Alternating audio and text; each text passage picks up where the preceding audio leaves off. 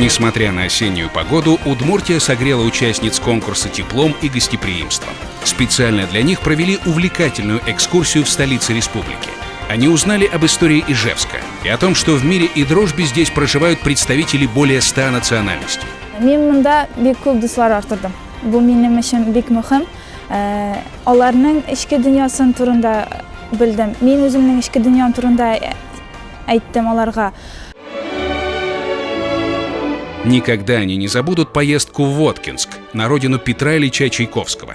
Музей великого композитора – главная городская достопримечательность.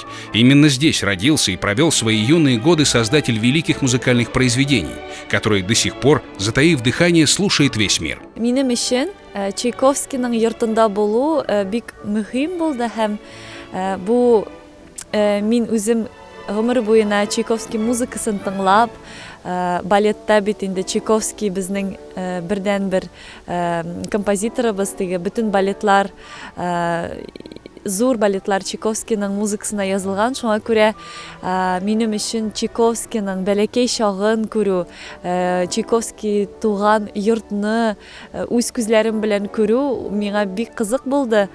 С огромным уважением и любовью сотрудники музея хранят память о музыкальном гении, о счастливых годах детства, о первых его жизненных уроках. Теперь великие произведения Чайковского для них будут наполнены еще более глубоким смыслом. Бөтенебезгә оештыручыларга зур рәхмәт әйтәсем килә. Ижау шундый матур шәһәр, монда искиткеч табигать.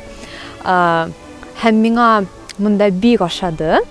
Чөнки зур рәхмәт. Удмуртия в памяти участниц навсегда останется символом великой культуры, дружбы и щедрого гостеприимства.